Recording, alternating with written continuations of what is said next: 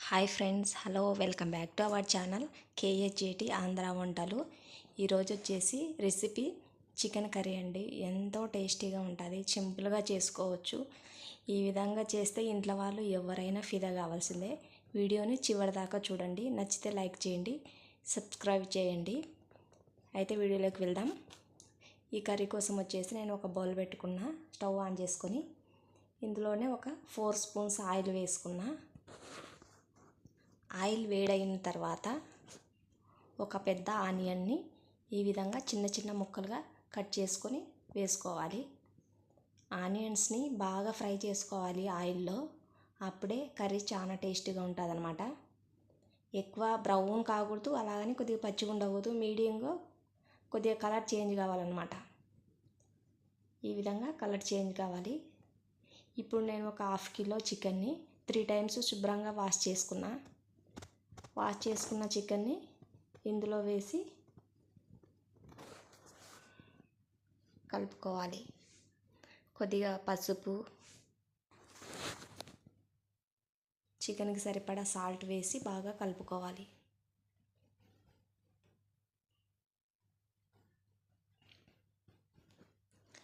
ఈ ప్రాసెస్ చాలా సింపుల్గా ఉంటుంది. అంతా లో ఫ్లేమ్లో పెట్టి చేసుకోవాలండి, అప్పుడే కర్రీ చాలా టేస్టీగా ఉంటుంది అన్నమాట. హడావిడి లేకుండా నిదానంగా చేసుకుంటే చాలా టేస్టీగా ఉంటుంది అన్నమాట. ఈ విధంగా బాగా మొత్తం కలిసే విధంగా కలుపుకొని మూత పెట్టుకోవాలి. ఇప్పుడు వచ్చేసి మనం ఇది అల్లం వెల్లుల్లి కొబ్బరి అండి.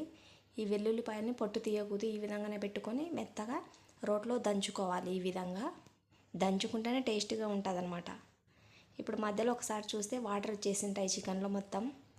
మళ్ళీ ఒకసారి కలుపుకోవాలి. ఒక 5 మినిట్స్ తర్వాత చూసినా నేను, ఈ విధంగా తయారైందనమాట చికెను. ఇప్పుడు మనం దంచి పెట్టుకున్న అల్లం వెల్లుల్లి కొబ్బరి మిశ్రమం వేసి బాగా మొత్తం కలిసే విధంగా కలుపుకోవాలి. కలుపుకున్న తర్వాత మళ్ళీ మూత పెట్టి సిమ్లోనే చేయాలి ప్రాసెస్ మొత్తం. మళ్ళీ ఒక 2 నిమిషాల తర్వాత తీసి చూస్తే ఈ విధంగా వాటర్ మొత్తం అయిపోయింది కదా. ఇప్పుడు ఒక టమాటాను కట్ చేసి వేసుకున్నా, ఇది కూడా బాగా మిక్స్ చేసుకోవాలి. ఇప్పుడు వచ్చేసి నేను ఇక్కడ కారము, కొద్దిగా ధనియాల పొడి వేసుకున్నా, అది క్లిప్ మిస్ అయింది.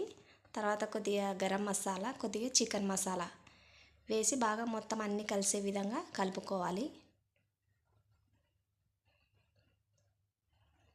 ఒక నిమిషం పాటు మూత పెట్టాలి, ఆ మసాలాలు మొత్తం చికెన్కి పడతాయి అన్నమాట.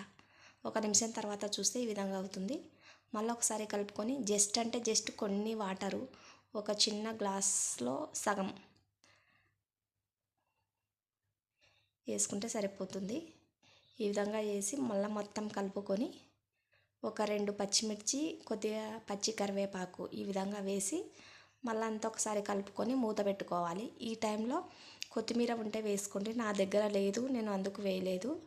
మళ్ళీ అంతా ఒకసారి కలిపి ఒక నిమిషం పాటు మూత పెట్టేస్తే సరిపోతుంది.